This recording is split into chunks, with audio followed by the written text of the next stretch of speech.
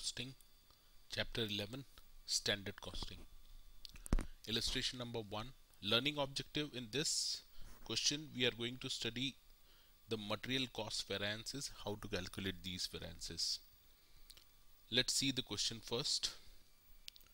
Standard and actual figures of product Z are as under. Standard और actual दे रखा है. Material quantity, जो material use करना था आपको, स्टैंडर्ड मटेरियल यूज करना था 50 यूनिट्स का, बट एक्चुअल में आपने यूज किया है प्रोडक्ट बनाने के लिए ओनली 45 यूनिट्स. मटेरियल प्राइस, जो आपकी स्टैंडर्ड मटेरियल प्राइस थी 1 रुपीज पर यूनिट, और एक्चुअल में जब आपको परचेस करना पड़ा तो उसकी कॉस्ट थी, actual price 0.80 rupees, that is 80 paisa per unit.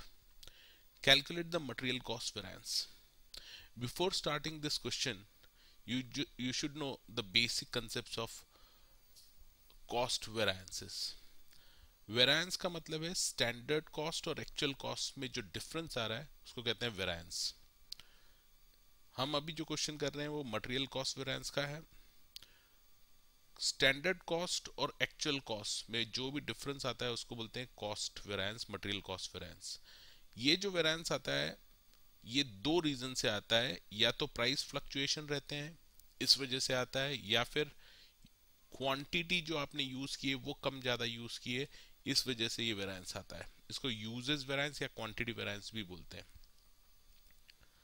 Now the formula for price variance आपको याद करने के लिए, प्राइस वेरिएंस मींस प्राइस का डिफरेंस ले रहा है.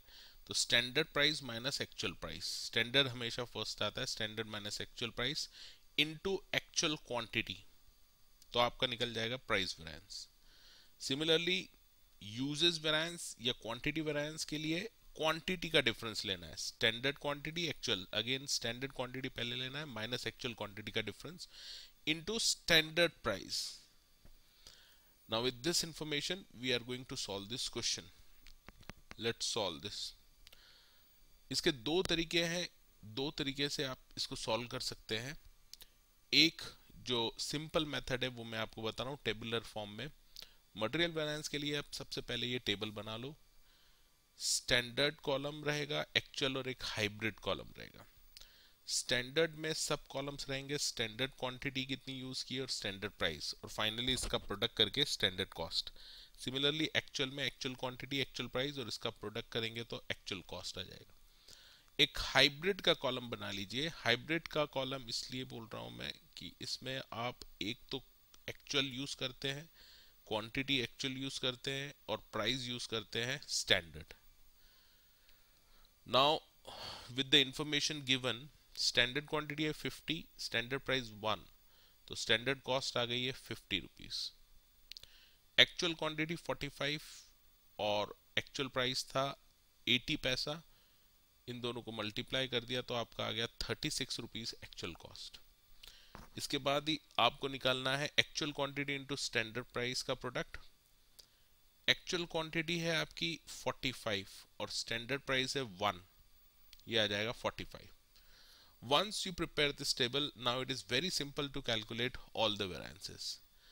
Cost variance निकलेगा आपका स्टैंडर्ड कॉस्ट में से आप लेस कर दो actual cost, that is 50 minus 36, ये आपका आ गया कॉस्ट वेरिएंस 14.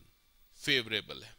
फेवरेबल इसलिए कि स्टैंडर्ड कॉस्ट 50 थी लेकिन एक्चुअल कॉस्ट 36 आई है, कम आई है स्टैंडर्ड से, इसलिए इसको बोलेंगे फेवरेबल. सिमिलरली आपको प्राइस वेरिएंस निकालना है, तो हाइब्रिड का जो फिगर आ रहा है 45 माइनस 36, ये एरो आप ध्यान रखना, 45 में से 36 माइनस कर दो तो आपका आ जाएगा 9 फेवरेबल प्राइस वेरिएंस. इसी तरह से यूजेस वेरिएंस निकालने के लिए आपको करना है, इसको आप इस तरफ ले आना. यूजेस वेरिएंस के लिए स्टैंडर्ड कॉस्ट में से आपको हाइब्रिड लेस करना है. स्टैंडर्ड कॉस्ट है 50 माइनस 45, ये आपका आ जाएगा 5 favourable. How to cross check? Cost variance रहता है प्राइस और यूजेस वेरिएंस का total.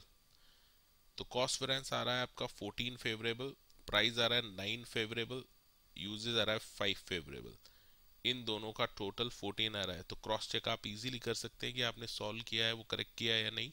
9 + 5 14, it means you have done it correctly. इसके अलावा जो अल्टरनेटिव मेथड है वो भी आप देख लो, जो फॉर्मूला मैंने पहले बताया था उसके हिसाब से आप कैलकुलेट कर सकते हैं वेरिएंसेस। प्राइस वेरिएंस, प्राइस का डिफरेंस लेना है, standard price minus actual price into actual quantity. तो स्टैंडर्ड प्राइस 1 माइनस 80 पैसा एक्चुअल प्राइस है, इनटू 45 एक्चुअल क्वांटिटी, ये आ जाएगा 9 फेवरेबल।